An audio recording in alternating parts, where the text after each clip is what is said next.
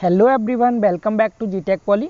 दोस्तों, हम irrigation engineering की स्टडी कर रहे हैं, जिसमें कि मैं आपको चैप्टर वाइज क्वेश्चंस की स्टडी करा रहा हूं, जो कि यूपीवीटी के बोर्ड एग्जाम में बार बार रिपीट होते हैं। तो सबसे पहली वीडियो में हमने यूनिट फर्स्ट के सभी इंपॉर्टेंट क्वेश्चंस को डिस्कस किया था, और आज की क्लास में हम यूनिट सेकेंड के सभी इंपॉर्टेंट क्वेश्चंस को डिस्कस करेंगे। तो दोस्तों, यूनिट सेकेंड है हमारी वर्षा तथा अपवाह जल, यानी रेनफॉल एंड रन ऑफ। तो देखिए, रेनफॉल एंड रन ऑफ से रिलेटिव लगभग 10 से 12 क्वेश्चन बनते हैं, जिनमें से 4 या 5 क्वेश्चन ही ऐसे हैं जो यूपीवीटी के बोर्ड एग्जाम में बार बार रिपीट होते हैं। मतलब मोस्ट इंपोर्टेंट क्वेश्चन इसमें केवल 4 या 5 हैं। तो उन 4-5 क्वेश्चंस को मैं आपको बहुत अच्छे से याद कराऊंगा, और बाकी क्वेश्चंस को भी हम रीड आउट कर लेंगे। तो बात करते हैं क्वेश्चन नंबर फर्स्ट की। तो सबसे पहला क्वेश्चन है दोस्तों हमारे यहाँ पर, वर्षा मापी कितने प्रकार के होते हैं। पहला क्वेश्चन है, पहले का ए पार्ट है, मतलब 2 पार्ट दिए हैं इसमें। सबसे पहला ए पार्ट लिखा है, वर्षा मापी कितने प्रकार के होते हैं, स्पष्ट कीजिए। साइमन वर्षा मापक से वर्षा किस प्रकार से मापी जाती है, ये बताना है आपको। अच्छा क्वेश्चन है, काफी इंपोर्टेंट क्वेश्चन है, 2 बार अब तक पूछा गया है, 2006 में और 2014 में। तो सबसे पहला काम करना है आपको, यहाँ वर्षा मापी कितने प्रकार के होते हैं ये पूछा गया है, लेकिन आपको सबसे पहले जो भी टॉपिक दिया है उसकी हेडिंग लिखेंगे, यानी वर्षा मापी हेडिंग लिखेंगे। इसको इंग्लिश में रेन गेज कहते हैं। आपको हेडिंग लिखना है वर्षा मापी रेन गेज। अब पहले लिखेंगे आप इसकी डेफिनेशन। देखिए, डेफिनेशन इस शब्द में ही छुपी हुई है। यहाँ लिखा है वर्षा मापी, यानी वर्षा को मापने वाला उपकरण, बारिश को मापने वाला उपकरण क्या होगा, वर्षा मापी। तो सबसे पहले हेडिंग लिख लेंगे आप वर्षा मापी यानी रेन गेज। परिभाषा लिखेंगे, वर्षा मापने के लिए प्रयोग किए जाने वाले उपकरण को वर्षा मापी कहते हैं। इतना समझ आ रहा है। अब इसके बाद दूसरी हेडिंग रहेगी आपकी वर्षा मापी के प्रकार, यानी टाइप्स ऑफ रेन गेज। अब टाइप्स ऑफ रेन गेज यानी वर्षा मापी कितने प्रकार के होते हैं, तो यहाँ लिखेंगे वर्षा मापी मुख्य रूप से 2 प्रकार के होते हैं। अब उन दोनों प्रकार के अंदर भी प्रकार होते हैं, तो आपको जितने भी टाइप के वर्षा मापी होते हैं मैं आपको सारे के सारे डिटेल में समझाता हूँ। अब ध्यान से सुनिएगा। देखिए, तो यहाँ पर आपके केवल 2 ही टाइप दे रखे हैं, लेकिन मैं आपको जितने टाइप हैं वर्षा मापी के सारे टाइप एक ही बार में समझा दे रहा हूँ। फिर आपका क्वेश्चन किसी भी टाइप से पूछ ले, आप इजीली लिख सकते हैं। तो मैंने एक स्लाइड बनाई है वर्षा मापी के प्रकार की, तो मैं आपको वो स्लाइड दिखाता हूँ, उसके बाद फिर हम क्वेश्चन पे लौट करके आएंगे। देखिए, तो देखिए दोस्तों, यहाँ मैंने दिखा रखे हैं वर्षा मापी के प्रकार। तो वर्षा मापी मुख्य रूप से 2 प्रकार के होते हैं। कितने? 2। कौन कौन से? एक होता है रिकॉर्डिंग रेन गेज, और दूसरा होता है नॉन रिकॉर्डिंग रेन गेज। आप कोई सा भी ऊपर नीचे लिख सकते हैं, कोई दिक्कत नहीं। तो वर्षा मापी मेनली कितने प्रकार के होते हैं? 2 प्रकार के होते हैं, रिकॉर्डिंग रेन गेज और non recording rain gauge. Recording से मतलब क्या है, एक ऐसा वर्षा मापी जो बारिश की रीडिंग्स को खुद ही रिकॉर्ड करता रहता है। इसीलिए हम इसको हिंदी में कहते हैं स्वतः अभिलेखी वर्षा मापी, यानी कि जो स्वयं से लिखता है, रीडिंग्स को रिकॉर्ड करता है। तो रिकॉर्डिंग रेन गेज हो गया पहला। दूसरा था नॉन रिकॉर्डिंग रेन गेज, यानी ये रीडिंग्स को रिकॉर्ड नहीं करेगा, ये सिर्फ रीडिंग्स को रीड आउट कराएगा। आप रीड करके आपको खुद से ग्राफ पेपर पर रीडिंग्स को नोट करना होता है। तो आपको इतना समझ आया वर्षा मापी कितने टाइप के थे? 2 टाइप के हैं, रिकॉर्डिंग रेन गेज और नॉन रिकॉर्डिंग रेन गेज। अब रिकॉर्डिंग और नॉन रिकॉर्डिंग के अंदर भी टाइप्स होते हैं। तो नॉन रिकॉर्डिंग का जो सबसे पहला टाइप होता है दोस्तों, यानी इसमें एक ही टाइप होता है केवल, उसका नाम है साइमन वर्षा मापी, जो कि क्वेश्चन में आपसे पूछा गया है, जिसकी डिटेल आपको लिखनी थी। इस साइमन वर्षा मापी का एक और नाम होता है दोस्तों, जिसे हम कहते हैं साधारण वर्षा मापी। कितने नाम है इसके? 2 नाम है, साइमन वर्षा मापी, साधारण वर्षा मापी, और एक और कहते हैं इसको हम मानक वर्षा मापी भी कहते हैं, स्टैंडर्ड रेन गेज। इंग्लिश में याद रखेंगे आप, Simons rain gauge, ordinary rain gauge, या फिर अगर स्टैंडर्ड रेन गेज भी लिखा जाएगा तो वो भी इसी का नाम हो जाएगा। मतलब ये एक ही टाइप का है। नॉन रिकॉर्डिंग रेन गेज को ही हम साइमन्स रेन गेज कहते हैं, इसी को साधारण रेन गेज कहते हैं, या फिर इसी को हम मानक रेन गेज भी कहते हैं। इतना समझ आया। अब है आपका रिकॉर्डिंग। तो जो रिकॉर्डिंग होते हैं दोस्तों, वो 3 टाइप के होते हैं। कौन कौन से? सबसे पहला होता है टिपिंग बुकेट टाइप, दूसरा वेगिंग टाइप, और तीसरा फ्लोट टाइप। यानी हिंदी में भी लिखा है टिपिंग बुकेट वर्षा मापी, तुला प्रकार वर्षा मापी, वेगिंग को तुला कहते हैं, तोलने वाला, वेट से समझना आप एक तरह से, और फ्लोटिंग को फ्लोट प्रकार की वर्षा मापी। तो आपको आई थिंक इतना समझ आ रहा होगा कि ये इसके प्रकार क्या क्या थे रेन गेज के। तो याद हो गए, मेनली 2 प्रकार के थे, recording rain gauge, non recording rain gauge. Non recording एक टाइप का है साइमन रेन गेज, जिसे हम साधारण रेन गेज भी कहते हैं, और रिकॉर्डिंग 3 टाइप के होते हैं, टिपिंग, वेगिंग और फ्लोट। ठीक है। अब देखिए आप इसे याद कैसे रखेंगे। ठीक है, मैं कोशिश करता हूँ आपको याद कराने की, क्योंकि एग्जाम टाइम पे बहुत कन्फ्यूजन रहती है कि जो हमारा साइमन रेन गेज होता है ये रिकॉर्डिंग होता है या नॉन रिकॉर्डिंग होता है। बहुत डाउट रहता है, जहाँ तक कि जेई तक के एग्जाम में बच्चे कन्फ्यूज जाते हैं इसको लेके। तो मैं आपको छोटा सा एक ट्रिक बता रहा हूँ, बहुत आसान सी, जिससे कि आपको ये डिफरेंस पता चल जाएगा कि रिकॉर्डिंग में साइमन था या नॉन रिकॉर्डिंग में, बाकी तो फिर आप लिख ही देंगे। देखिए रिकॉर्डिंग से सुनो आप थोड़ा सा फनी वे में बता रहा हूँ, प्लीज़ करके माइंड मत करना। आपने कभी रिकॉर्डिंग सुनी है बारिश की रिकॉर्डिंग? अच्छा गाना तो सुना होगा आपने, टिप टिप बरसा पानी, सुना है ना? तो आप ऐसे याद रखना, हमने टिप टिप बरसा पानी की रिकॉर्डिंग सुनी है। क्या याद रखेंगे आप? हमने टिप टिप बरसा पानी की रिकॉर्डिंग सुनी है। तो आपको वहाँ से ये याद रहेगा कि जो रिकॉर्डिंग वाला है उसमें टिपिंग आता है, यानी टिपिंग विकेट आता है। और आपको इतना पता है नॉन रिकॉर्डिंग केवल एक ही प्रकार का था और रिकॉर्डिंग 3 प्रकार के थे। तो आपको यहाँ से ये पता चल जाएगा जब रिकॉर्डिंग में टिपिंग आ गया तो साइमन आपका नॉन रिकॉर्डिंग में आएगा। समझ आ रहा है ना इतना? कैसे याद रखेंगे? हमने टिप टिप बरसा पानी की रिकॉर्डिंग सुनी है। इस तरह से आप ट्रिक से इजीली इसको डिफरेंस कर सकते हैं दोनों में, ठीक है? तो रिकॉर्डिंग में आपके 3 रहेंगे, tipping wicket, waging type, float type, याद रहेगा। नॉन रिकॉर्डिंग में साइमन रहेगा। तो ये होगा इसके प्रकार। अब आपसे डिटेल पूछी गई है साइमन रेन गेज की। मैं इसको डिटेल में दोस्तों इसीलिए समझा रहा हूँ आपको क्योंकि इस पर 4-5 क्वेश्चन है इस टॉपिक में, यानी इस यूनिट में 4-5 क्वेश्चन है अकेले इसी रेन गेज से रिलेटिव, और एक क्वेश्चन आपके एग्जाम में कंपलसरी आएगा ही आएगा, इसलिए अच्छे से समझ लो इसको, ठीक है? अब डिटेल पूछिए आपसे साइमन्स रेन गेज की। तो साइमन रेन गेज क्या होता है, कैसे वर्षा मापी जाती है इससे, तो इसकी डिटेल की बात करते हैं थोड़ी सी, ठीक है? देखिए, तो इस क्वेश्चन में आगे हमसे पूछा गया था दोस्तों, साइमन वर्षा मापक से वर्षा का मापन किस प्रकार किया जाता है। तो देखिए, अब साइमन वर्षा मापक से हम बारिश कैसे मेजर करते हैं इसके बारे में बात करते हैं। तो पहले मैं आपको थोड़ा सा डायग्राम समझा दूं, क्योंकि डायग्राम आप बना करके आएंगे तो ज़्यादा इफेक्टिव रहेगा आपका क्वेश्चन, ठीक है? तो देखिए, यहाँ पर आपको इतना तो पता चल गया, साइमन रेन गेज जो होता है वो कैसा होता है, नॉन रिकॉर्डिंग होता है, ठीक है? अब इसका डायग्राम समझेंगे। तो क्या करते हैं हम, कहीं भी जहाँ पर हमें वर्षा का मेजरमेंट करना होता है, पहले एक बेस तैयार करते हैं, एक आधार बनाते हैं। आरसीसी का बना सकते हैं आप, आरसीसी का एक आधार बनाएंगे, जैसे हमने यहाँ बना रखा है ये वाला, ठीक है? ये एक बेस बना लिया। अब इस बेस के ऊपर क्या करेंगे आप, रेन गेज को फिट कर देंगे। ये रेन गेज कुछ नहीं होता दोस्तों, एक टाइप का बॉक्स होता है, एक बोतल होती है, कह सकते हैं बोतल होती है एक तरह की, जिसकी कैपेसिटी 2 लीटर, 4 लीटर या 6 लीटर हो सकती है, ठीक है? अब इसके चारों तरफ, ये जो बोतल है इसके चारों तरफ हम क्या करते हैं, धातु की ट्यूब, ये धातु की ट्यूब लगी हुई वाली है, धातु की ट्यूब या फिर किसी ग्लास की ट्यूब का आवरण लगा देते हैं इसकी सेफ्टी के लिए, ताकि तेज बारिश या हवा के कारण ये बाहर को भाग ना जाए, ठीक है? तो आवरण लगा देंगे। और इसके सबसे ऊपर यहाँ पर एक कीप लगी होती है, उस कीप में बारिश का पानी एंटर करता रहता है, समझे? यहाँ से ऊपर से बारिश का पानी एंटर करता रहेगा इसमें। तो इसी डायग्राम को मैं आपको हाथ से बने हुए डायग्राम के फॉर्म में दिखा दे रहा हूँ, जिससे कि आप एग्जाम में बना सकें। तो यहाँ पर हमने नीचे क्या किया, एक आधार तैयार कर लिया नीचे, एक मिनट, यहाँ पर हमने नीचे एक आधार तैयार किया, इस आधार पर अपनी बोतल को फिट कर दिया और इसके बाहर वाले सिरे पर क्या कर दिया, मेटल का ट्यूब लगा दिया और इसके ऊपर हमने यहाँ पर कीप सेट कर दी। इनकी डायमेंशंस को आप याद मत करना, बीटी के बोर्ड एग्जाम में डायमेंशन ज़्यादा मेन नहीं होती हैं, डायमेंशन जेई के लिए मैं आपको पढ़ाऊंगा तब समझा दूंगा, ठीक है? तो आपको डायग्राम समझ में आ गया। अब देखिए इसकी थ्योरी क्या होगी, बिल्कुल सिंपल थ्योरी है, डायग्राम को आपको ध्यान में रखते हुए थ्योरी को बोलना है। सबसे पहले क्या होगी, बारिश होगी, तो बारिश का पानी इस कीप में एंटर करेगा, ठीक? कीप से होते हुए रेन गेज में एंटर करेगा। तो पहली लाइन यही है, जब वर्षा होती है तो कीप के ऊपरी क्षेत्र की वर्षा का पानी बिना किसी हानि के वर्षा मापी में एकत्र हो जाता है, यानी कोई भी हानि नहीं होगी पानी का, सीधा आएगा कीप की हेल्प से और एंटर कर जाएगा किसमें, रेन गेज में। इतना समझ आया?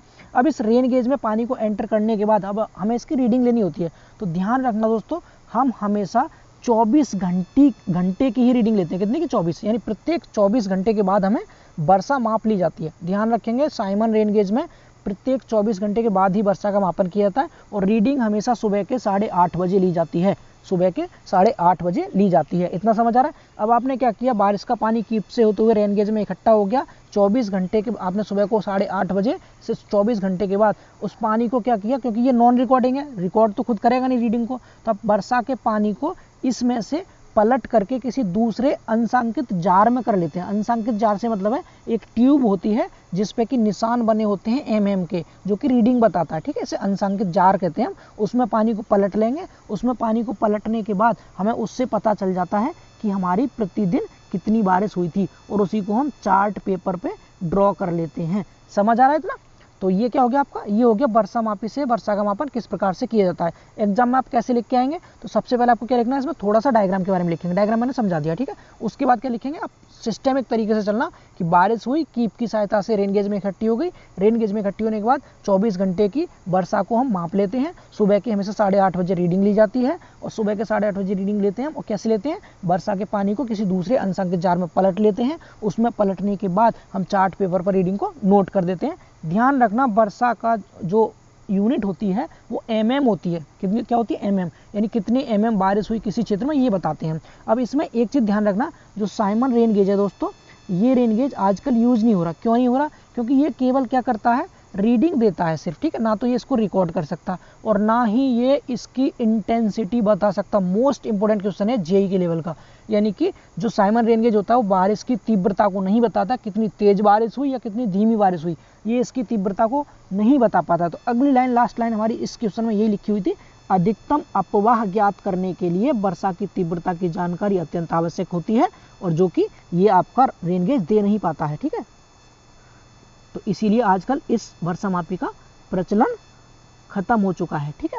समझ आ रहा, घट रहा है, बहुत कम यूज कर रहे हैं साइमन रेन गेज को। तो आई होप सो आपको इस क्वेश्चन का आंसर समझ में आ गया होगा। तो ये क्वेश्चन काफी इंपॉर्टेंट था और इसी से रिलेटेड 2-4 क्वेश्चन और हैं इस यूनिट में, इसलिए मैंने इसको ज्यादा डिटेल में समझाया है। आई थिंक सो अब आपको रेन गेज में कोई दिक्कत नहीं होगी दोस्तों। अब बात करते हैं हम अगले क्वेश्चन की, देखिए ध्यान से। तो दोस्तों पहला क्वेश्चन आपका कंप्लीट हो गया अच्छे से, ठीक है। यही चीज इसमें लिखी हुई है क्वेश्चन के आंसर में, मैंने आपको अलग से स्लाइड बना के इसलिए समझाया ताकि आपको बहुत अच्छे से समझ में आ सके। पीडीएफ दे दूंगा, आप इसको यहाँ से पढ़ सकते हैं, सब कुछ वही है, मैंने इसी को स्लाइड में अलग से कन्वर्ट कर दिया था, उसके साथ ऐड करके, डायग्राम के साथ जोड़ करके, ताकि आपको समझने में आसानी हो, ठीक है। अब बात करते हैं इसके बी पार्ट की। तो बी पार्ट में छोटा सा क्वेश्चन पूछा गया है, जिसका कि आंसर इस वाली स्लाइड में गलत दे रखा है। मैं आपको सही आंसर बताता हूँ उसका। यहाँ लिखा है वर्षा मापन की इकाई क्या है, तो मैंने क्या बताया यूनिट, केवल mm याद रखेंगे, ओनली mm, ठीक है। तो वर्षा मापक यूनिट हमेशा mm होती है। समझ आ रहा है इतना?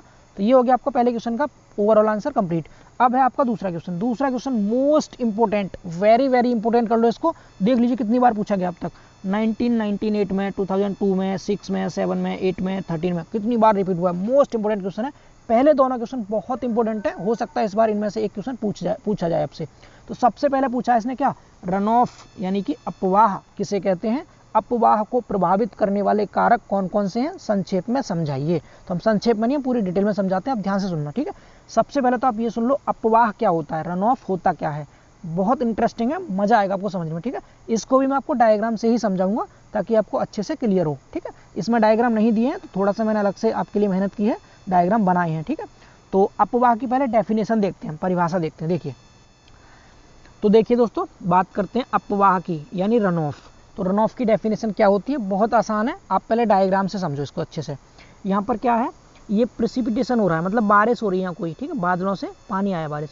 अब इस बारिश के पानी से ही आपको डेफिनेशन निकालनी है। सबसे पहले क्या हुआ, बारिश हो गई, ठीक। अब ये बारिश का पानी जैसे ज़मीन पर आएगा, ये सपोज आपका कोई ग्राउंड है, इस ग्राउंड पर आएगा, तो इसके साथ क्या क्या होगा, इसमें से कुछ पानी तो क्या होगा, ज़मीन के अंदर रिस करके अंदर चला जाएगा, यानी इनफिल्ट्रेशन हो जाएगा इसका।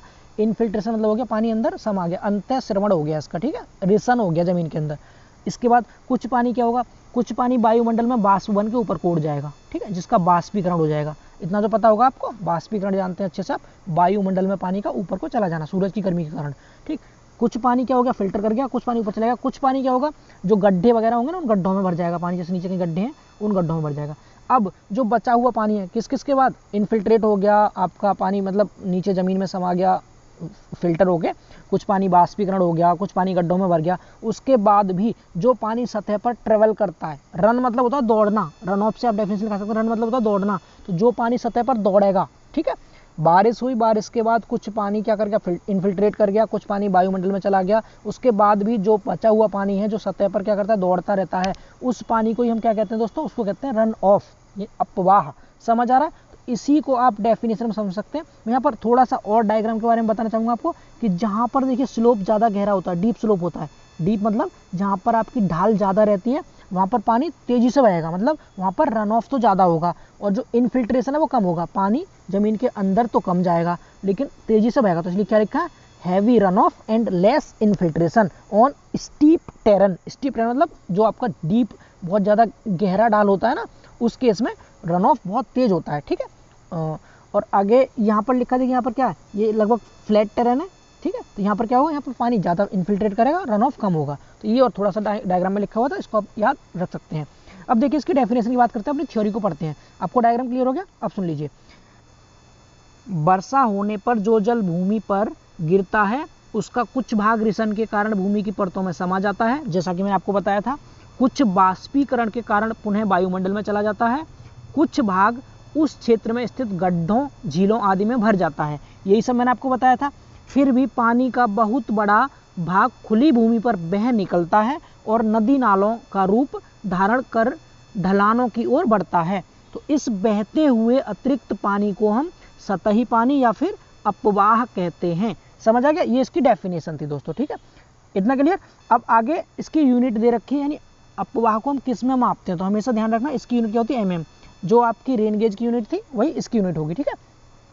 पानी की सभी प्रकार की हानियों को एक मद में मान लिया जाए तो यहाँ से सूत्र सुन लीजिए आप, अपवाह का फॉर्मूला क्या होगा। तो अपवाह का फॉर्मूला क्या होगा, आपको पता है टोटल बारिश हुई। अब टोटल बारिश का टोटल बारिश दो रूप में बट गई। एक तो किसमें, अपवाह में, जो पानी दौड़ रहा था सतह पर। दूसरा पानी की हानियां, मतलब जो पानी इनफिल्ट्रेट किया था, नीचे जमीन के अंदर रिस गया था या वायुमंडल में उड़ गया ऊपर, इसके अलावा गड्ढों में भर गया, वो सब पानी की हानियां कह दिया हमने।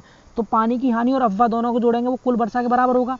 हमें निकालना है किसकी डेफिनेशन, फॉर्मूला अपवाह का। तो क्या आ जाएगा, इस पानी की हानि को इस साइड ले जाइए आप, तो यहाँ प्लस की जगह माइनस हो जाएगा, तो क्या आ जाएगा, अपवाह बराबर कुल वर्षा माइनस पानी की हानि। तो ये इसका फॉर्मूला है, आप याद रख सकते हैं इजीली, ठीक है। तो ये इसकी डेफिनेशन होगी। अब बात करते हैं अपवाह को प्रभावित करने वाले कारकों के बारे में, इसके फैक्टर्स क्या क्या हैं जो इसको इफेक्ट करेंगे। तो देखिए, तो दोस्तों रन ऑफ की डेफिनेशन हम क्लियर कर चुके हैं। अब बात करते हैं इसको प्रभावित करने वाले कारक कौन कौन से उसकी। इसके कारक बहुत सारे हैं, लगभग 10-12 कारक हैं। आपको इसमें हेडिंग्स याद करनी पड़ेंगी, ठीक है। मेन इसकी हेडिंग होती है, अगर आपको हेडिंग याद है तो आप इजीली क्वेश्चन का आंसर दे सकते हैं। अब इस हेडिंग्स को भी आपको सोच के लिखना है, बहुत सिंपल है, बहुत ज़्यादा हार्ड नहीं है। देखिए, कारक से मतलब ये हो गया जो बारिश का पानी है, जो बारिश हुई थी, जो पानी बह रहा है, उस बहते हुए पानी पर क्या क्या चीज़ अपना प्रभाव डाल सकती है। मतलब आपको यहाँ पर सिर्फ इतना बताना है किसकी वजह से अपवाह बढ़ेगा, किसकी वजह से घटेगा, बस हेडिंग लिखनी है। हेडिंग को लिख के उसके अंदर ये लिखना है इसकी वजह से बढ़ेगा, इसकी वजह से घटेगा। तो अब सोचिए, आप एक तरफ से चलना, आपको जैसे बारिश हो रही है तो बारिश के होने से स्टार्ट करना। अब बारिश आपकी तेज हुई या धीमी हुई, इस बात पे भी डिपेंड करेगा रन ऑफ। बारिश कितनी देर तक हुई, इस बात पे भी डिपेंड करेगा आपका रन ऑफ। तो सबसे पहली हेडिंग क्या हो जाएगी, वर्षा की तीव्रता व अवधि, यानी बारिश की इंटेंसिटी कैसी है। मतलब अगर बारिश तेज हो रही है, अब इसमें लिखेंगे क्या आप, यहाँ लिखेंगे यदि बारिश की तीव्रता अधिक है, मतलब बारिश तेजी से हो रही है तो रन ऑफ भी ज़्यादा होगा। जितनी तेज बारिश होगी उतना ही ज़्यादा रन ऑफ होगा। इसी तरह से अगर बारिश ज़्यादा देर तक हुई है, उसका टाइम ज़्यादा है, तो रन ऑफ भी ज़्यादा होगा। समझ आ रहा है? तो इसमें एक लाइन लिखेंगे, वर्षा की तीव्रता व अवधि के साथ क्या होता है, रन ऑफ बढ़ता है। जितनी तेजी से तीव्रता व अवधि होती है उतनी ही ज़्यादा क्या होगा, आपका रन ऑफ होगा।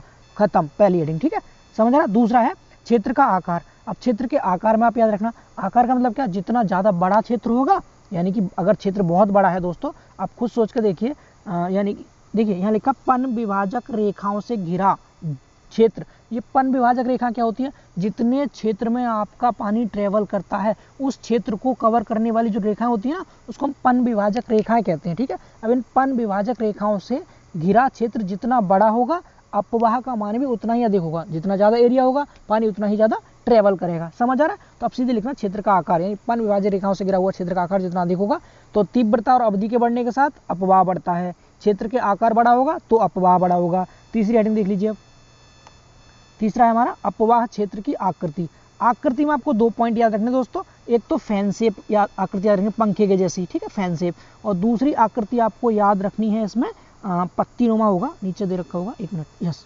2 शेप याद रखनी, कौन कौन सी, एक तो फैन शेप, दूसरी फर्न लीफ शेप्ड, ठीक है, फर्न लीफ्ड शेप।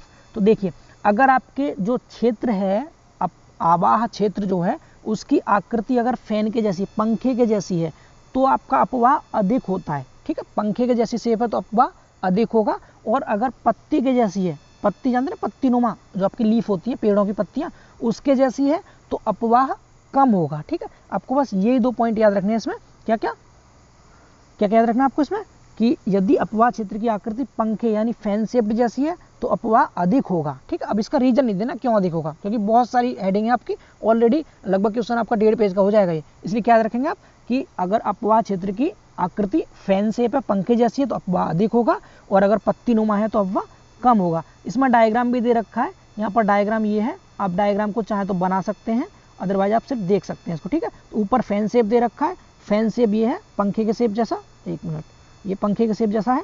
तो इसमें क्या देखिए, एरिया थोड़ा ज़्यादा मिल रहा है हमारे यहाँ पर पंखे के शेप में, तो इसीलिए इसमें अपवाह अधिक होगा। और अगर आप पत्ती नुमा में देखेंगे, पतला है, एरिया कम है यहाँ पर, तो यहाँ पर अपवाह कम होगा, ठीक है। इस डायग्राम को आप PDF से अच्छे से समझ लेना, और ठीक है, यहाँ टाइम हम ज़्यादा वेस्ट नहीं करेंगे। अगली हेडिंग की बात करते हैं। तो अगली हेडिंग होगी हमारी क्या, स्थल आकृति। स्थल आकृति का मतलब क्या है, जो आपकी ज़मीन है वो कैसी है। अगर ऊबड़ खाबड़ ज़मीन होगी दोस्तों तो अफवाह क्या होगा, गड्ढे होंगे बहुत ज़्यादा उसमें ऊबड़ खाबड़ में, और झीलें, कटान, जंगल वगैरह है, तो वहाँ पर पानी रुक रुक के ट्रेवल करेगा। मतलब अगर आपका क्षेत्र कैसा है, ऊबड़ खाबड़ है, तो उस केस में अफवाह कम होगा। समझ रहे हो, अफवाह कम होगा। बस ये बताना कहाँ कम होगा कहाँ ज़्यादा, हेडिंग देखनी है, कहाँ कम कहाँ ज़्यादा, सोचना है बस थोड़ा माइंड से, आप इजीली आंसर कर सकते हैं। तो ये होगी इसकी 4 हेडिंग। अब बात करते हैं इसकी 5वीं हेडिंग की। तो 5वीं हेडिंग है दोस्तों इसकी क्षेत्र की ढाल। जी हाँ, क्षेत्र की ढाल। तो ये तो मैंने आपको डायग्राम में भी समझाया था, क्षेत्र की ढाल। अगर ढाल ज़्यादा होगी तो अफवाह ज़्यादा होगा, ढाल कम होगी तो अफवाह कम होगा, क्योंकि ढाल ज़्यादा होने पर पानी तेज़ी से बहेगा तो रन ऑफ ज़्यादा होगा, और ढाल कम होगी तो पानी नीचे को इन्फिल्ट्रेट ज़्यादा करेगा, रिसन ज़्यादा होगा, तो अफवाह कम हो जाएगा। ठीक है, अगला है मृदा की सांद्रता। मृदा की सांद्रता से मतलब क्या है कि जो मिट्टी होती है वो पानी को एब्जॉर्ब करने की कैपेसिटी क्या है उसकी, यानी कि जो पानी को वो क्या करेगी, एब्जॉर्ब मतलब होता है अपने अंदर समाना, क्या कहते हैं उसे हिंदी में, आप हिंदी का वर्ड चलो इससे पढ़ लेते हैं, कुछ लिखा होगा इसमें। यानी कि जल ग्रहण क्षेत्र की मृदा की सांद्रता अधिक होगी तो क्या होगा, तो वर्षा का पानी अधिक मात्रा में भूमि में रिस जाएगा, रिसना कहते हैं हिंदी में, ठीक है, इन्फिल्ट्रेट कर जाएगा। तो वही बता रहा हूँ मैं, सांद्रता का मतलब क्या, पानी को एब्जॉर्ब करने की कैपेसिटी इसकी। अगर ज़्यादा पानी आपकी ज़मीन क्या कर रही है, सोख रही है, शोषित कर रही है, अपने अंदर समा रही है, रिसन ज़्यादा हो रहा है, तो उस केस में अफवाह कम हो जाएगा। समझ आ रहा है, तो सांद्रता अगर ज़्यादा होगी तो अफवाह कम होगा, याद रहेगा। अगला है वनस्पति आवरण। वनस्पति आवरण से मतलब क्या है, जमीन के ऊपर, वनस्पति जानते हैं, घास फूस, पेड़ पौधे, जितने भी वनस्पति हैं, अगर ये जमीन के ऊपर ज़्यादा रहेंगे तो पानी बहेगा क्या, पानी रुक रुक के बहेगा। मतलब वनस्पति आवरण की वजह से भी क्या होता है, अफवाह कम होता है, पानी रुक जाता है। ठीक है, अफवाह जल रुक जाता है तो अफवाह कम होगा। यही बताना कहाँ कम कहाँ ज़्यादा। हेडिंग सोचनी है, लिखना है। हेडिंग्स को याद करने के लिए फिर बोल रहा हूँ मैं, ट्रिक बना दूंगा। ठीक है, बेशक आपकी हेडिंग बहुत टिपिकल है ना, मैं फिर भी ट्रिक आपको दे दूंगा। इसका भी आपको सेकंड पार्ट 10 मिनट का मिल जाएगा, जिसमें केवल एक ही क्वेश्चन की ट्रिक बनाऊंगा। इस वाली यूनिट में केवल एक ही इंपॉर्टेंट क्वेश्चन है जिसमें 10-12 हेडिंग्स आ रही हैं, बाकी बिना हेडिंग्स के क्वेश्चन है सब। ठीक है, आगे भूमि की दशा। भूमि की दशा देख लीजिए, स्थिति। अगर भूमि सूखी है तो क्या होगी, पानी को सोखेगी अपने अंदर, तो अफवाह कम हो जाएगा। ठीक है, सिर्फ इतना सोचना आपको, भूमि सूखी है पानी भूमि के अंदर जाएगा, मतलब बहता हुआ पानी भूमि के अंदर चला गया तो रन ऑफ कम हो जाएगा। ठीक, अगर भूमि गीली है तो रन ऑफ ज़्यादा होगा। इतना ही लिखना बस आपको, अपनी लैंग्वेज में लिख के आना, बस हेडिंग लिखो, खुद की लैंग्वेज में लिख दो। आगे लिखा अपवाह क्षेत्र का तापक्रम। तापक्रम का मतलब टेम्परेचर कैसा, अगर टेम्परेचर ज़्यादा होगा दोस्तों तो पानी का वाष्पीकरण ज़्यादा हो जाएगा, पानी ज़्यादा वाष्प बनकर ऊपर उड़ेगा। तो इसका मतलब अगर टेम्परेचर ज़्यादा होगा तो अफवाह कम हो जाएगा, क्योंकि पानी उड़ जाएगा आपका, तो रन ऑफ कम कर पाएगा, बह कम पाएगा वो। ठीक है, अगला है फिर हवाओं की दशा। हवाओं की दशा से मतलब क्या, अब देखिए अगर हवा बहुत तेज चलेंगी दोस्तों तो अफवाह को प्रभावित करेंगी, हवा के साथ पानी बहेगा ना तेजी से, तो अगर हवा तेजी से चल रही है तो अफवाह अधिक हो जाएगा, हवा धीमी है तो अफवाह कम होगा। ठीक है, अब मृदा से रिसन, तो ये ऑलरेडी आप ऊपर कर चुके हैं इसको। अब मृदा से रिसन का मतलब क्या, पानी अगर ज़्यादा रिसेगा तो अफवाह कम हो जाएगा। ठीक है, तो ये थे इसके ओवरऑल 11 हेडिंग्स थी। तो इन हेडिंग्स को आपको मैं PDF दूंगा, वहाँ से लिख लेना, समझ लेना। और इसके अलावा मैं आपको हेडिंग पर एक वीडियो बनाऊंगा जो कि ट्रिक की वीडियो होगी। जितनी भी इसकी 10-12 हेडिंग है ना, आपको 3 से 4 लाइन में मैं 10-12 हेडिंग्स को पूरा याद करा दूंगा। अब हेडिंग के अंदर का आप समझ गए होंगे कब बढ़ेगा अफवाह, कब घटेगा। तो ये क्वेश्चन का आंसर भी हो चुका है दोस्तों कंप्लीट। पहले 2 क्वेश्चन में मैंने थोड़ा एक्स्ट्रा टाइम ले लिया आपका, क्योंकि मोस्ट इंपॉर्टेंट क्वेश्चन है दोस्तों, इससे रिलेटिव क्वेश्चन आपको पक्का पूछा जाएगा एक। अब इन्हीं क्वेश्चन से नीचे क्वेश्चन बने हुए हैं कुछ, तो उन क्वेश्चन को देख लेते हैं। अब मैं आपको जल्दी से कवर कर देता हूँ पूरा। ठीक है, अब देखिए बात करते हैं क्वेश्चन नंबर 3 की। क्वेश्चन नंबर 3 है दोस्तों, नदियों का निस्सरण कैसे किया जाता है, किसी एक विधि को संक्षेप में लिखिए। मतलब आपको निस्सरण के बारे में बताना। निस्सरण मतलब होता है डिस्चार्ज। ठीक है, तो सबसे पहला काम क्या करना है, आपको डिस्चार्ज की डेफिनेशन लिखनी है। हेडिंग लिखेंगे निस्सरण, उसकी डेफिनेशन, ठीक, डिस्चार्ज की। उसके बाद ये कैसे किया जाता है, इसकी विधियों के नाम लिखने हैं, उनमें से किसी एक विधि का आपको वर्णन करना है। सिंपल क्वेश्चन है। सबसे पहले आपको बता दूं डिस्चार्ज कहते कैसे हैं। देखिए आपने ये PHE में भी पढ़ा होगा, Q = AB, फॉर्मूला पढ़ा होगा आपने ये, Q = AB, A for area हो गया, B फॉर वेलोसिटी। ठीक है, तो यहाँ से एरिया की यूनिट क्या होती है, मीटर स्क्वायर होती है, आपको अच्छे से पता है। और वेग की यूनिट क्या होती है, मीटर पर सेकंड होती है। तो इस तरह से अगर हम यहाँ से यूनिट निकाला, ओवरऑल क्या बन जाएगी, मीटर की घात 3 पर सेकंड। ठीक है, मीटर की घात 3 पर सेकंड। अब इसी को हम डिस्चार्ज करते हैं क्या, यानी किसी भी नदी में या किसी नहर में जो पानी बहता है वो कितना पानी बह रहा है, कितने मीटर क्यूब पर सेकंड पानी बह रहा है, एक सेकंड में कितने मीटर क्यूब पानी आपका बह रहा है, उस बहते हुए पानी की मात्रा को ज्ञात करना ही क्या कहलाता है, डिस्चार्ज कहलाता है। समझ आ रहा है इतना। तो आपको यही यहाँ लिखा हुआ है इन्होंने कि किसी नदी नाले या नहर में कितना पानी बह रहा है, अर्थात कितने घन मीटर पानी प्रति सेकंड में प्रवाहित हो रहा है, एक सेकंड में कितने मीटर क्यूब पानी प्रवाहित हो रहा है मीटर, इसको हम क्यूमैक बोलते हैं दोस्तों। जो आपको मीटर क्यूब पर सेकंड होता है ना, इसको क्यूमैक कहते हैं। ये सेक लिखा गलत है, मैक कर लेना आप, क्यूमैक, ठीक है। किसको? मीटर क्यूब पर सेकंड को ही क्यूमैक कहते हैं। प्रवाहित हो रहा है, ज्ञात करने को डिस्चार्ज कहते हैं, इसे हम नदी गेजिंग भी कहते हैं, ठीक है। अब इसके लिए क्या, अब इसके मेथड, इतनी डेफिनेशन लिखना सिंपल। अब इसका लिखना इसके क्या, इसको ज्ञात करने की विधियां। अगली हेडिंग क्या रहेगी?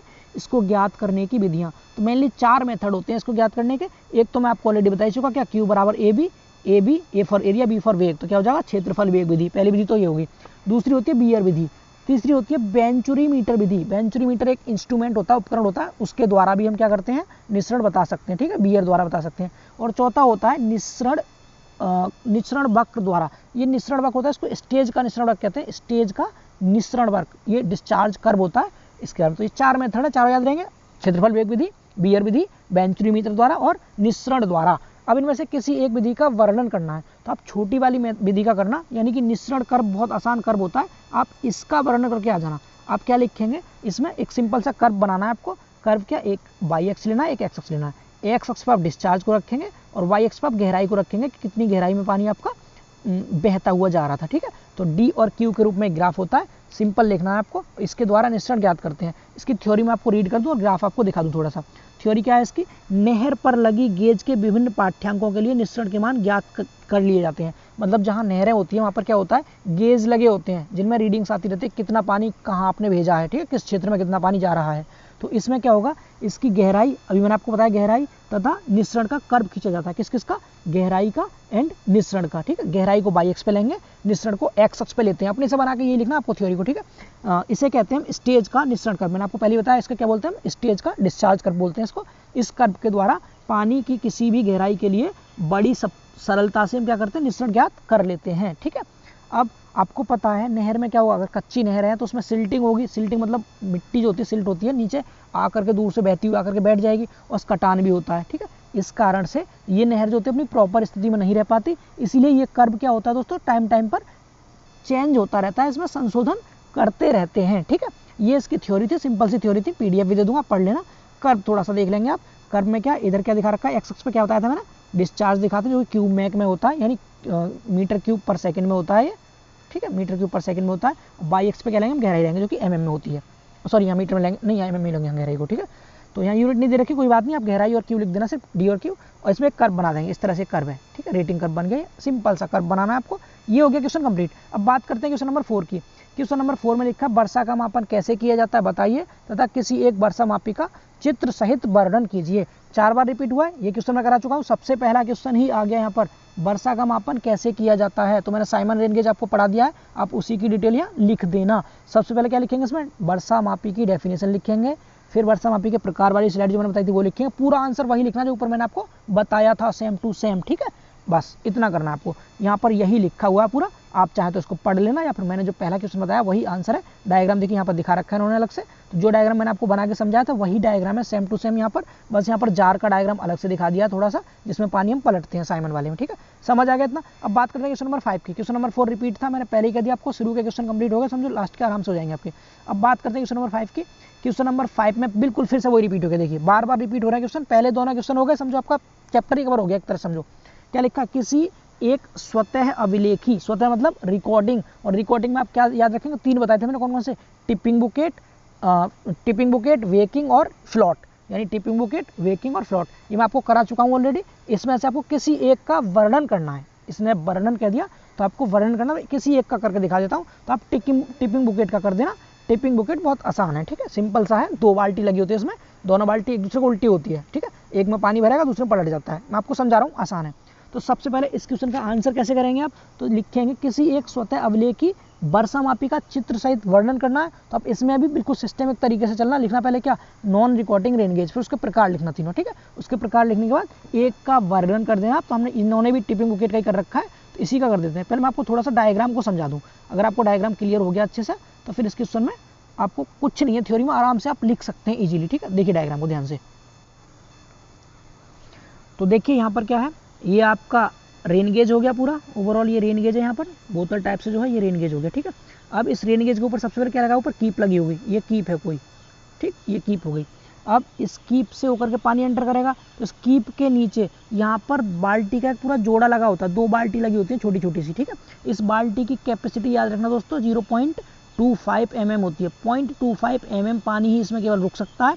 जैसे ही 0.25 mm पानी आ जाएगा इसके अंदर, तुरंत एक बाल्टी भर जाएगी, तो वो पलट के दूसरी बाल्टी में पानी पहुंच जाता है। ये प्रोसेसिंग चलती रहती है। और इधर साइड में एक इलेक्ट्रिक सर्किट लगा होता है, ये डिवाइस लगा हुआ है। ये क्या करेगा, जैसे 0.25 mm पानी आएगा, तुरंत ग्राफ पे एक लाइन खींच देगा, ठीक है। ग्राफ पे रीडिंग को ड्रॉ कर देता है, तो साथ साथ रीडिंग में इसमें ड्रॉ होती रहती है। किसके द्वारा? इलेक्ट्रिक डिवाइस के द्वारा, ठीक। और यहाँ से होते हुए आपका पानी नीचे फिर यहाँ बोतल में इकट्ठा हो जाएगा पानी, और अब यहाँ से इजीली इसको कर सकते हैं। बिल्कुल सिंपल सा है, ठीक है। आप डायग्राम समझ गए होंगे आई थिंक सो। अब इसकी थ्योरी देख लीजिए आप। थ्योरी में सब कुछ यही लिखा होगा, मैं आपको पढ़ देता हूँ एक बार। लिखा है इस वर्षा मापी में, अब देख लीजिए, थोड़ा जूम कर दूँ मैं से, यस। इस वर्षा मापी में 30 सेंटीमीटर व्यास की एक बेलनाकार प्रवेशिका लगी होती है। प्रवेश का मतलब कहते हैं कीप को, कीप लगी हुई सबसे ऊपर, इसके बारे में बता दिया।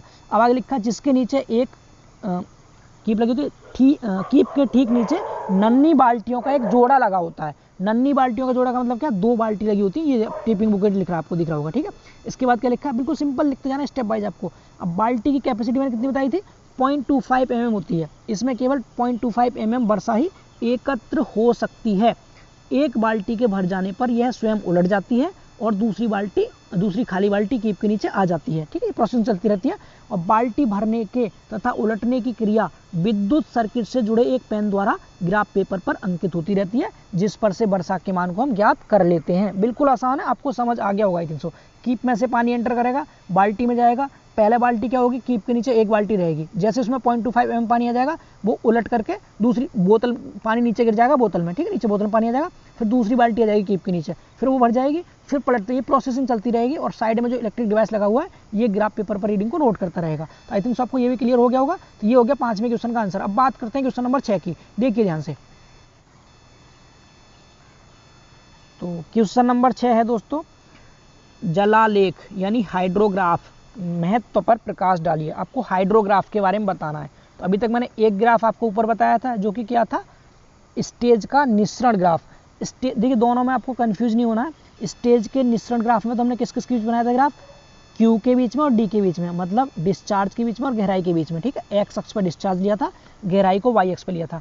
लेकिन हाइड्रोग्राफ में ध्यान रखना दोस्तों, हाइड्रोग्राफ जो होता है वो टाइम के बीच में और डिस्चार्ज के बीच में होता है, और यहाँ पर उल्टा रहता है।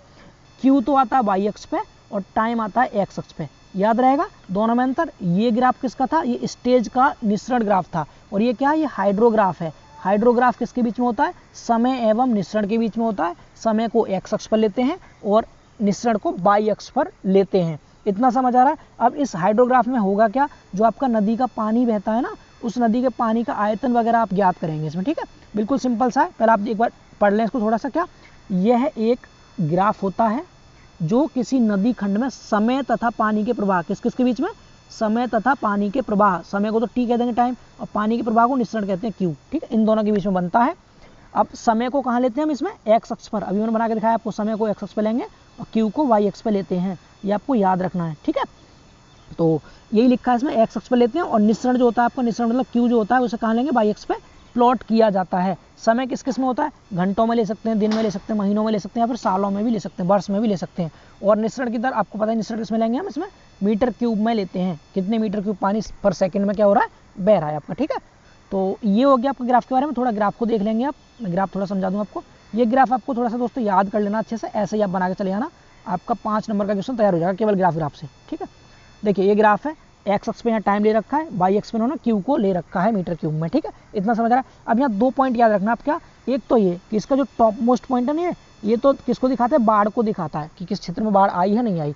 और इस ग्राफ के, ये ग्राफ है, ये ग्राफ और इस ग्राफ और जो एक्स अक्ष नीचे वाला ये, इसके बीच का जितना एरिया है ये बताता है आपका इसके आयतन को, ठीक है। क्या बताता है? इसके आयतन को बताता है। तो ये 2 पॉइंट और आप इसमें लिख देंगे। क्या क्या? सबसे पहला पॉइंट, हाइड्रोग्राफ से कर्व तथा एक्स अक्ष से घिरा हुआ क्षेत्रफल किसको बताएगा? उस अवधि में पानी का कुल आयतन बताता है। मैंने आपको ये अभी बता दिया। और एक पॉइंट क्या याद रखेंगे आप? यह नदी में बाढ़ के उतार चढ़ाव का चित्रण करता है, यानी वक्र का सबसे ऊंचा पॉइंट किसको बताएगा? अधिकतम प्रवाह को बताता है, बाढ़ को बताता है। 2 पॉइंट आप इस ग्राफ के बारे में याद रखेंगे। सबसे ऊपर वाला पॉइंट बाढ़ को बताएगा और एक्स अक्ष और ग्राफ के बीच में जो एरिया है ये किसको बताता है दोस्तों, ये बताता है आयतन को। तो आई थिंक तो आपको हाइड्रोग्राफ भी क्लियर हो गया होगा। आप इसको ऐसे ही बना के आएंगे, बस कुछ नहीं, आपको क्या एक स्क्वायर शेप बनानी है, उसमें इस तरह लाइन खींच के बना देना, सिंपल लिखना है। एक्स अक्ष पे समय लेंगे, वाई अक्ष पे क्यू को लेते हैं, ये करते हैं वो करते हैं, सब कुछ लिख देना आप आराम से, ठीक है। आई थिंक ये भी क्लियर हो गया होगा। अब बात करते हैं क्वेश्चन नंबर 7 की, ठीक है। देखिए क्वेश्चन नंबर 7 है आपका जलीय चक्र के बारे में आप क्या जानते हैं, चित्र देकर समझाइए। हाइड्रोलॉजिकल साइकिल मोस्ट इंपॉर्टेंट है, ये भी सब क्वेश्चन में दोस्तों आपके लिए बेस्ट से बेस्ट क्वेश्चन ला रहा हूँ। आपके पक्का ये क्वेश्चन आने, आप अगर ये वीडियोज को देख के आप एग्जाम वाले दिन भी अगर वीडियोज को देख के चले जाएंगे ना, तब भी आप आसान बहुत आराम से पास हो सकते हैं, बहुत अच्छे नंबरों से, ठीक है। तो हाइड्रोलॉजिकल साइकिल क्या होती है, जो मैंने आपको प्रेसिपिटेशन वाला सिस्टम समझाया था ना, बस उसी को आपको लिख देना सेम टू सेम। मैं आपको यहाँ पर डायग्राम दिखाता हूँ, उस डायग्राम से आप इजीली समझ सकते हैं। ये देखिए डायग्राम, इस डायग्राम से हम इसको क्वेश्चन को सॉल्व करेंगे। ये हाइड्रोलॉजिकल साइकिल है। सबसे पहला काम क्या है, यहाँ नदी या समुद्र है, इसमें एक मिनट, इसमें पानी भरा हुआ है, ठीक है। यहाँ पर आप पानी भराते हैं, सूरज है, सूरज की गर्मी से क्या होगा, पानी ऊपर को वाष्पित हो जाएगा। ये चीज़ लिखनी है, मैं जो समझा रहा हूँ आपको, एक कोने से उठाना, नीचे वाले से ऊपर तक चलना है, ठीक है।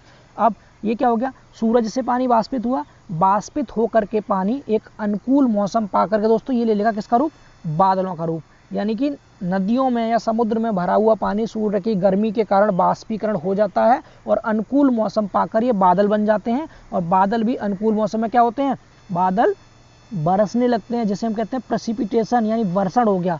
सुनना ध्यान से, एक तरफ सिस्टम चल रहा है। अब बारिश हुई, बारिश के बाद की प्रोसेसिंग मैंने आपको बताई थी अफवाह वाले क्वेश्चन में, उसमें क्या था, पानी क्या होगा, कुछ पानी तो इन्फिल्ट्रेट कर जाएगा, अंतःस्रवण हो जाएगा, कुछ पानी गड्ढों में भर जाएगा, ठीक है, नदी वगैरह गड्ढों में भर जाएगा, ठीक है। बाकी पानी आपका कुछ रन ऑफ करेगा, रन ऑफ मतलब अफवाह के रूप में बह जाएगा, ऐसे बहेगा, ठीक है। इसके बाद और क्या होगा, पानी पेड़ों की जड़ों से होकर के ऊपर को जाएगा, जिसे हम ट्रांसपायरेशन कहते हैं, बाष्प उत्सर्जन, पेड़ों की सहायता से जो ऊपर जाएगा, ठीक है। बाकी पानी समुद्र में आके इकट्ठा हो जाएगा, रन ऑफ के रूप में जो इकट्ठा हुआ था। अब ये समुद्र में इकट्ठा हो गया, फिर से सूरज की गर्मी होगी, फिर से क्या होगा, पानी ऊपर उड़ेगा, फिर बारिश होगी। तो ये साइकिल चलती रहती है। क्या क्या होता है, ये साइकिल आपकी चलती रहती है। तो आई थिंक सो आपको ये डायग्राम समझ में आ रहा होगा।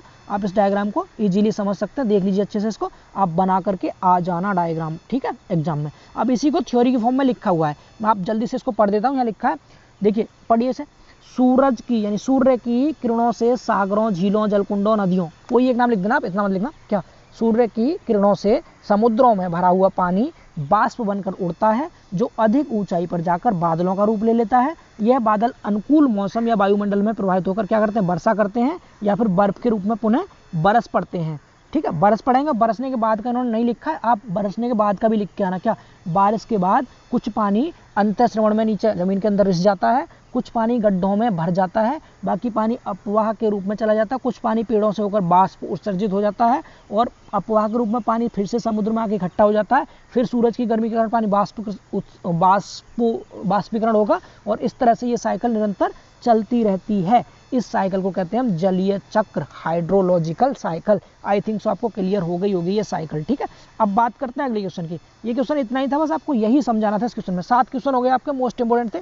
अब बाकी जो 3-4 क्वेश्चन है एकदम नॉर्मल क्वेश्चन है, जल्दी से उसे खत्म करते हैं। देखिए 8वां क्वेश्चन देखिए, क्वेश्चन नंबर 8 है दोस्तों। ये देखिए क्वेश्चन नंबर 8, ये भी पूछा गया है, इंपॉर्टेंट है, बस टिप्पणी लिखनी है आपको। छोटे छोटे टॉपिक है दोनों, जल्दी से खत्म हो जाएंगे। सबसे पहला टॉपिक है वेग क्षण और दूसरा है धारामापी, यानी आपको इनके बारे में टिप्पणी लिखनी है। तो वेग क्षण और धारामापी दोनों ही दोस्तों वेलोसिटी को बताते हैं, किसी भी पानी के वेग को बताते हैं, पानी कितनी तेजी से ट्रेवल कर रहा है। तो दोनों के बारे में आपको छोटी छोटी टिप्पणी लिख करके आनी है। तो मैं आपको दोनों को एक बार रीड आउट कर देता हूँ, आप ध्यान से सुनेंगे। देखिए सबसे पहले बात करते हैं वेग क्षण की। वेग क्षण क्या होती है, यह लकड़ी या धातु की 5 सेंटीमीटर की एक ट्यूब होती है। क्या होती है, ट्यूब होती है, तो लकड़ी की होगी या फिर धातु की। अब इस ट्यूब के नीचे वाले सिरे पर क्या होगा, लोहे का एक उपयुक्त भार लगा रहता है। ये भार क्यों लगाते हैं लोहे का, सपोज ये कोई छड़ थी आपकी, ये कोई भी छड़ थी, और इसके नीचे हम लोहे का भार लगा देंगे। ऐसा करने से क्या होगा दोस्तों, जब आप इसको किसी नदी में डालेंगे ना, नदी में डालेंगे तो ये तैरने लग जाएगी ऊपर को, क्या होगी, तैरने लगेगी। तो क्या करते हैं हम, इसकी तली पर लोहे की उपयुक्त भार लगाते हैं, ताकि यह पानी में छोड़ने पर सीधी ऊर्ध्वाधर तैरती रहे। क्षण की लंबाई इस प्रकार से ली जाती है कि तैरते समय जो इसका ऊपरी सिरा है ना, वो लगभग जो आपका जल का सिरा होता है उससे लगभग कितना रहे, 4 से 5 सेंटीमीटर ऊपर निकला रहे। समझ आ रहा है इतना? तो आपको यही लिखना है इसमें थ्योरी बस, सिंपल अपनी लैंग्वेज में, ठीक है। और भी लिखा है इसमें क्या, निचले सिरे नदी के तल से 0.06 डी ऊपर उठा रहता है। डी फॉर पानी की गहराई होती है, पानी की गहराई से कितना ऊपर उठा रहेगा, 0.06 डी, ताकि यह बहते समय नदी की तली से रगड़ ना खाए। तो ये ऊपर उठा रहता है थोड़ा सा, ठीक है। कितना उठा रहेगा, 0.06 डी या फिर 4 से 5 सेंटीमीटर ऊपर को निकला रहेगा। और जब देखो ऊपर तो कितना निकला रहेगा, मैं डायग्राम दिखा दूं थोड़ा आपको, पहले क्लियर हो जाएगा। ये है छड़, ये देख लीजिए, ये छड़, ये कोई छड़ है आपकी बेग छड़। तो ये यहाँ पर नीचे हमने क्या लगा रखा है, लोहे का एक बाहर लगा दिया यहाँ पर। तो ये जो नीचे से उठा रहेगा, कहाँ से, नीचे से ऊपर कितना उठा रहेगा, 0.06 डी, इतना तो ये ऊपर उठा रहेगा नीचे। और ये ऊपर कितनी निकली रहेगी छड़ यहाँ पे, ये 4 से 5 सेंटीमीटर छड़ ऊपर निकली होती है यहाँ से, ठीक है। और ये तैरती रहती है, समझ आ रहा है? तो क्या लिखना है आपको बेग छड़ के बारे में, बेग छड़ लकड़ी या धातु की एक ऐसी छड़ होती है जिसके नीचे वाले सिरे पर हम लोहे का भार लगा देते हैं। ये लोहे का भार इसलिए लगाते हैं ताकि यह छड़ किसी भी नदी में छोड़ने पर वो उसमें ऊर्ध्वाधर तैरती रहे, ठीक। और इसके ये जो भार लगा होता है ये कितना होगा, मतलब ये नीचे वाले तल से कितना ऊंचा उठा होगा, ये नीचे वाले तल से लगभग 0.06 डी ऊपर उठा रहता है। और जो ऊपरी सिरा है इसका, ये समुद्र के तल से या नदी के तल से 4 से 5 सेंटीमीटर ऊपर उठा रहता है। बस इस डायग्राम को बना के थोड़ी थोड़ी यही थ्योरी लिखनी है आपको, आप इजीली लिख सकते हैं इसको, ठीक है। फिर आगे इसमें लिखा है इसके बाद क्या, ऊर्ध्वाधर बहती हुई छड़ लगभग औसत वेग देती है। मतलब ये छड़ का यूज हम वेग ज्ञात करने के लिए करते हैं। इतना समझ आ गया। अब इसके दूसरे टॉपिक की बात कर लेते हैं, जो कि क्या था आपका, धारामापी। धारामापी इंपॉर्टेंट है क्योंकि ये छड़ क्या, देखिए ये छड़ है आपकी लकड़ी की या धातु किसी भी चीज़ की, ठीक है। तो इसमें क्या होगा, ये छड़ आपकी एग्जैक्ट रीडिंग नहीं दे पाएगी, लेकिन धारामापी क्या होगा, ये एक डिवाइस होता है, ठीक है। ये डिवाइस है तो ये अच्छी रीडिंग देगा, इसलिए इसको ज़्यादा अच्छा मापा जाता है। यानी शुद्धता, अगर आपको शुद्धता से वेग का मेजरमेंट करना है तो उसके इसमें आप क्या करेंगे, धारामापी का यूज करेंगे, ठीक है। तो यही लिखा हुआ है इसमें, नदी, नहर व चैनलों में प्रवाहित पानी का अधिक शुद्धता से वेग नापने के लिए हम धारामापी का प्रयोग करते हैं। समझ आ रहा है? धारामापी क्या होता है आपका, जो देखिए धारामापी होते तो कई टाइप के हैं, लेकिन मेनली अपने इंडिया में जो यूज किया जाता है वो होता है प्राइस धारामापी। कौन सा, प्राइस करंट मीटर होता है, ठीक है। अब इसको यूज कैसे करते हैं, तो इसको केबल से बांध के नदी में लटकाते हैं। तो धारामापी जिस स्थान पर नदी का वेग ज्ञात करना हो वहाँ पर एक केबल द्वारा, ठीक है, लटका दिया जाता है। पानी की गहराई बहुत कम है तो धारामापी पे क्या करेंगे, हम इसको ग्रेजुएटेड रॉड पे भी बांध सकते हैं, और ज़्यादा गहरा है तो केबल से बांधेंगे, ठीक है। ये डायग्राम आप देख सकते हैं इजीली। इस डायग्राम में आप सिर्फ यही लिखना, धारामापी क्या है, धारामापी किसी भी नदी का शुद्धता से वेग मापने का एक क्या है, उपकरण है, जिसको हम किसी केबल में बांध करके यूज करते हैं। ये डायग्राम है आपका। आई थिंक आपको थोड़ा बहुत क्लियर हो गया होगा। अगर एग्जाम में पूछेगा तो आप कुछ ना कुछ इसके बारे में जरूर लिख देंगे, छोड़ के नहीं आएंगे एग्जाम में, ठीक है। अगला क्वेश्चन है, नवा क्वेश्चन, समवृष्टि रेखा क्या होती है। इंपॉर्टेंट नहीं है लेकिन मैं आपको फिर भी बता दूं, समवृष्टि, सम मतलब होता समान, वृष्टि मतलब होता बारिश। यानी किसी भी क्षेत्र में, जैसा एरिया कोई, तो उस एरिया में बारिश जिस बिंदु पर समान, सपोज यहाँ पर इतनी बारिश हुई, यहाँ इतनी हुई, तो समान बिंदुओं वाली, यानी जहाँ पर बारिश समान हुई है उन बिंदुओं को आपस में मिलाने वाली रेखाएं जो बनेंगी वो क्या कहलाएंगी, वो कहलाएंगी समवृष्टि रेखाएं। समझ आ रहा है? समान बारिश होने वाले सभी बिंदुओं, यानी किसी भी क्षेत्र में जहाँ पर समान बारिश होती है उन सभी बिंदुओं को मिलाने वाली रेखाएं क्या बनती है, हमारी समवृष्टि रेखाएं बनती हैं। और इसकी सबसे बड़ी विशेष बात यह है, ये बिल्कुल कंटूर जैसी होती हैं। जैसे सपोज क्या, सेम हाइट की पॉइंट ये बना लिया अपने, अगले सेम हाइट वाले पॉइंट ये थे सपोज, इन सबको आपस में मिला दो तो क्या हो जाएंगे, इनकी विशेषता आप अपने से लिख सकते हैं। जिन्हें जो कंटूर की विशेषता होती है, सर्वे में आपने कंटूर पढ़ा होगा, सर्वे में आपने जो कंटूर पढ़ा था उसकी जो उपयोगिताएं थी सेम वही इसकी रहेंगी समवृष्टि रेखा की। सर्वे की जो कंटूर रेखा उन्हें क्या कहते थे हम, समान ऊंचाई वाले बिंदुओं को, समान एलिवेशन वाले पॉइंट को मिलाने वाली लाइन हमारी कंटूर लाइन थी। ऐसे यहाँ क्या होगा, समान बारिश वाले बिंदुओं को मिलाने वाली रेखाएं समवृष्टि रेखाएं होती हैं, ठीक। इनकी उपयोगिता क्या रहेगी कि ये एक दूसरे को कभी भी काटेंगी नहीं, जो उसकी विशेषताएं थी वही इसकी विशेषताएं हैं। तो आपको बस इतना समझ आ गया कि आइसोएट क्या होते हैं, समवृष्टि रेखा क्या होती है। क्या होती है, विभिन्न क्षेत्रों के समान वर्षा वाले बिंदुओं को मिलाने वाली रेखा को समवृष्टि रेखा कहते हैं। ये बिल्कुल कंटूर रेखा से मिलती जुलती होती हैं, ठीक है। इसके पॉइंट क्या क्या याद रखेंगे, दो विभिन्न समवृष्टि रेखा एक दूसरे के पथ को कभी भी काटती नहीं है। जैसे कंटूर नहीं काटता था वैसे ही ये नहीं काटता है। तो इनकी कुछ विशेषताएं हैं, आप खुद से पढ़ लेना। मैंने आपको बस टॉपिक के बारे में बता दिया, होता क्या है समवृष्टि रेखा। अब इतना इंपॉर्टेंट नहीं है, वीडियो को ज़्यादा लेंदी करने से कोई मतलब नहीं है, ठीक है। अब क्वेश्चन देखते हैं, क्वेश्चन नंबर 10। क्वेश्चन नंबर 10 में लिखा हुआ है दोस्तों, अपवाह ज्ञात करने के आनुभाविक सूत्रों को समझाइए। अपवाह ज्ञात करने के सूत्र कौन कौन से हैं, तो मेनली दो ही सूत्र हैं और दोनों मैं आपको बता देता हूँ, आसान सूत्र है, ठीक है। जो हम रन ऑफ निकालते हैं उसको ज्ञात करने के दो फॉर्मूले हैं।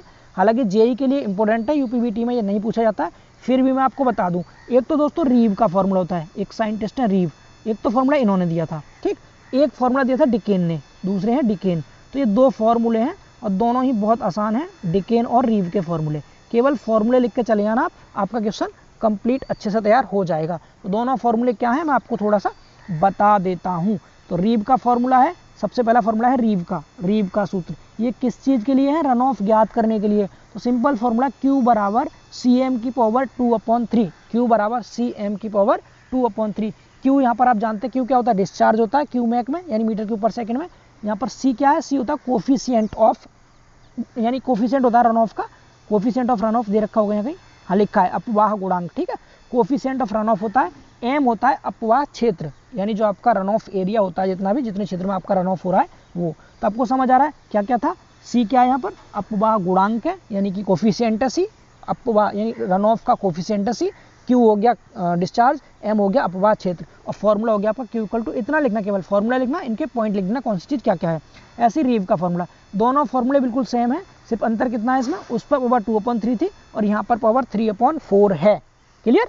तो यहाँ पर हो गया आपके ये आपको पता चल गया Q क्या था? डिस्चार्ज था, C हो गया स्थिरांक हो गया, M हो गया क्षेत्र। तो इतना समझ आ गया। तो इस क्वेश्चन में केवल आपको दोनों सूत्र लिखने हैं, दोनों सूत्र के पॉइंट जो जो दे रखे हैं उन पॉइंट को लिख के आ जाना। दोनों साइंटिस्ट का नाम याद रखेंगे, रीव और डीके। तो आपका ये 10वां क्वेश्चन भी दोस्तों हो चुका है कंप्लीट। बाकी इनकी वैल्यू नहीं लिखनी है आपको, उत्तर भारत में कितनी है, इसमें कितनी है, कुछ नहीं लिखना आपको, ठीक है। क्वेश्चन नंबर 11 में लिखा है वर्षा जल की परिभाषा लिखिए। तो अब तक तो आप अच्छे से समझ चुके हैं प्रेसिपिटेशन की डेफिनेशन क्या होती है। आप बिल्कुल इसमें अगर आप हाइड्रोलॉजिकल साइकिल भी लिख के चले आएंगे ना, तब भी आपका आंसर गलत नहीं होगा। क्या?